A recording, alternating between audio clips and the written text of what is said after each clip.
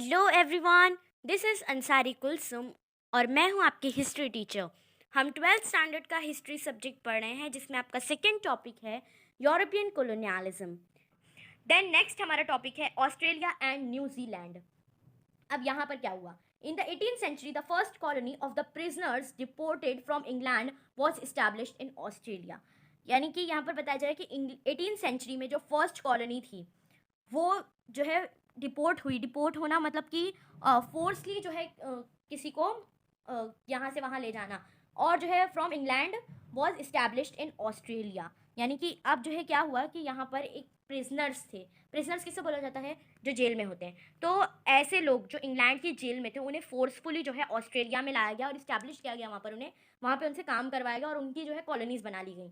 Letter in the 19th century other regions in Australia were colonized. फिर other region जो थे वो भी ऑस्ट्रेलिया के कोलोनाइज हो गए। अब ऑस्ट्रेलिया को ही एक प्रिजन बना दिया गया था कि वहाँ के लोगों को भी जो है बंदी बनाकर ही रखा जाता था, उनसे काम करवाया जाता है एंड कुछ उन्हें दिया नहीं जाता था। लाइक एक स्लेवरी की लाइफ हो गई थी, एक प्रिजनर की तरह वो जी रहे थे। एंड देन अदर एरियाज जो थे ऑस्ट्रेलिया के उसे भी जो है कॉलोनी बना लिया गया। Then the British also establish there colonies in the land of तंपानिया and New Zealand. और अदर जगह पर कहाँ पर किया गया? That is तंपानिया and New Zealand. ये दोनों जगह भी काफ़ी फेमस हैं। एंड जो है तंपानिया जो है ये आज के टाइम का तस्मानिया कहा जाता है इसे, एंड न्यूजीलैंड तो आप सभी को पता है। ये दोनों एरियाज को भी अपनी कॉलोनी बना दिया ब्रिटिशर्स ने। In the year 1900 the island of Tasmania was included and the republic of Australia was created as an integral nation of the British empire. Another thing वही है कि मतलब जो है बार बार उन्होंने छोटे छोटे एरियाज को ऑस्ट्रेलिया के कॉलोनी बना बनाकर पूरे ऑस्ट्रेलिया को अपनी कॉलोनी बना लिया। एंड देन जो है उसे ऑस्ट्रेलिया को जो है इंटीग्रल पार्ट कहा गया ब्रिटिश एम्पायर का, कि मतलब ऑस्ट्रेलिया भले ही 7 समुंदर पार है बट स्टिल जो है वो ब्रिटिश एम्पायर का ही पार्ट रहेगा। मतलब सोचो इनकी कॉलोनीज पूरे ऑल ओवर द वर्ल्ड फैल रही थी। एक रीजन से दूसरे रीजन में वो आ रहे थे, यूरोप से एशिया, एशिया से अफ्रीका, अफ्रीका से अमेरिका, कितने सारे रीजन में कॉलोनीज बना चुके थे। मतलब approximate all over the world जो है ये सब कुछ हो रहा था। Then a bicameral parliament was establish. As I said कि बाइकैमरल पार्लियामेंट का कंसेप्ट जो है वो इंग्लैंड ने वर्ल्ड को दिया है, तो यहाँ पर ऑस्ट्रेलिया में भी बाइकैमरल पार्लियामेंट बनी। Then a governor general was appointed in Australia by the king as the viceregal representative. Governor general भी अपॉइंट हुआ जो कि मतलब ब्रिटिशर्स का ही एक नुमाइंदा होता था, उन्हीं का एक पार्ट होता था जो कि सारे कॉलोनी के डिसीजंस लेता था और कॉलोनी के बारे में जो कुछ भी वो डिसीजन ले रहा है या कुछ भी कर रहा है तो उसकी रिपोर्ट जो है उसे किंग को देनी होती थी। Then only European immigrants were allowed to enter Australia. और इसके अलावा जो है ऑस्ट्रेलिया जो है अभी किसकी कॉलोनी है? इंग्लैंड की, ब्रिटिश की।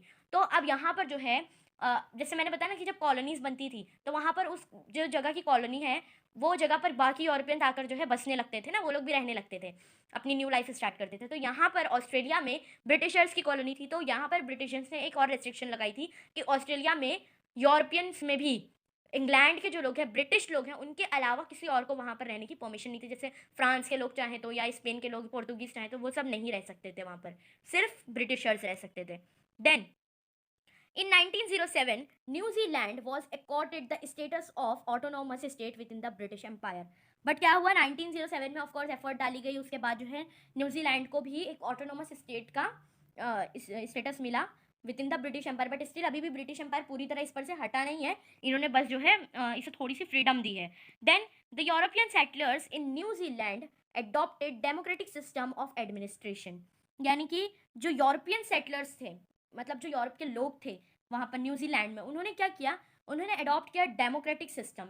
अब जो है यहाँ पर जो है क्या हुआ, जो यूरोपियंस वहाँ पर बसे थे उनका मानना ये था कि हम जो है डेमोक्रेटिक सिस्टम से रहेंगे, मतलब यहाँ गवर्नमेंट जो होगी वो कॉमन पीपल की होगी, यानी हमारी होगी। Okay. Then the measures of public welfare such as common right to vote, public railways, fire and accident insurance, pension for the old, compensation to workers who got injured or died on duty, etc. were implemented in New Zealand long before 1900 CE। Then यहाँ पर बताया जा रहा है कि New Zealand में democratic system भी adopt हुआ, प्लस यहाँ पर बहुत सारे मेजर्स लिए गए पब्लिक वेलफेयर के लिए, मतलब लोगों की भलाई के लिए भी बहुत से एक्शंस लिए गए थे। जैसे कॉमन राइट टू वोट था, सबको वोट देने का राइट दिया गया, पब्लिक रेलवेज थी, then fire and accident insurance था कि अगर आप इस एक्सीडेंट में मर जाते हो या आपको कोई भी प्रॉब्लम आती है, आप जो है या इंजर्ड हो जाते हो तो इसका भी आपको जो है अमाउंट मिलता था। पेंशन भी होती थी ओल्ड के लिए, जो बूढ़े लोग हैं। कंपेंसेशन मिलता था वर्कर्स को हु गॉट इंजर्ड और डाइड ऑन ड्यूटी, मतलब ऐसे वर्कर्स जो कि किसी वजह से कोई बहुत डेंजरस फैक्ट्री वगैरह में जो काम करते हैं, उनके लिए कंपेंसेशन होता था कि अगर आपको कोई इंजरी हो जाती है या अगर आपकी ऑन ड्यूटी डेथ होती है तो इस पर भी आपको कंपेंसेशन मिलेगा, एटसेट्रा। मतलब बहुत सारे वेलफेयर के लिए भी बहुत से एक्शंस लिए गए थे। Then only European immigrants were allowed to settle down in New Zealand. यहाँ पर सिर्फ यूरोपियंस जो थे उन्हें ही न्यूजीलैंड में सेटल होने की परमिशन थी। ऑफ कोर्स कॉलोनीज के जो कॉमन पीपल है उन्हें तो इतनी सहूलतें मिलती नहीं थी। अब जब यूरोपियंस भी वहाँ सेटल होंगे तो ऑफकोर्स वो तो फैसिलिटीज़ मांगेंगे, उन्हें तो पता है ना राइट्स क्या होता है और इसे हमें लेना चाहिए, ये हमारा हक होता है, दोज थिंग्स जो कि नॉर्मल यूरोपियंस जो है वो जानते थे। तो ऑफकोर्स वो जब आएंगे तो इतना सब कुछ तो देना ही पड़ेगा। देन नेक्स्ट हमारा टॉपिक है Asia. To protect their colonies in India from other colonialist European nations and to boost their trade in India and the neighboring regions were the main objective of the British ruler. अब Asia की बात करते हैं। अभी तक देखो ये Africa और एशिया के आसपास के एरिया में और अमेरिका और ये सब जगह पे जा रहे हैं, बट अभी एशिया में अब जब ये आए हैं तो इन्होंने क्या किया, अब इनकी इंडिया में भी अब तक काफ़ी कॉलोनीज बन चुकी थी, तकरीबन पूरा इंडिया ही इनकी कॉलोनी था। तो अपनी कॉलोनी को, इंडिया में जो उनकी कॉलोनीज है उसको बचाने के लिए, क्योंकि आसपास के कुछ नेशन अभी भी आज़ाद थे ना, तो वो लोग फाइट करते थे कि मतलब अगर वो फाइट नहीं करेंगे तो उनको भी कॉलोनी बना लिया जाएगा। तो बाकी अपनी कॉलोनीज़ को, ब्रिटिशर्स अपनी कॉलोनीज़ को बचाने के लिए और जो है अपने ट्रेड को इंडिया में और बढ़ाने के लिए, क्योंकि इंडिया और उसकी नेबरिंग कंट्री, क्योंकि ये सब नेचुरल रिसोर्सेज में रिच कंट्री थे ना, कुछ चीज़ें इनमें बहुत इंपॉर्टेंस रखती थी। जैसे इंडिया के मसाले बहुत इंपॉर्टेंट थे, रेशम बहुत इंपॉर्टेंट था, और साथ ही यहाँ के जो माइंस वगैरह, गोल्ड वगैरह बहुत था इंडिया के पास, तो ये सब से इनको बहुत फ़ायदा था। तो ये सब जो है ब्रिटिश रूलर के मेन ऑब्जेक्टिव थे एशिया की कंट्रीज़ को अपनी कॉलोनी बनाने के, एशियन एंड अफ्रीकन कंट्रीज़ को अपनी कॉलोनी बनाने का यही एक मेन मोटिव था कि यहाँ के नेचुरल रिसोर्सेज बहुत अच्छे और बहुत ज़्यादा थे जो उन्हें बहुत प्रॉफिट दे रहे थे। तो इस वजह से जो है इस अभी आगे बढ़े थे एशिया की तरफ।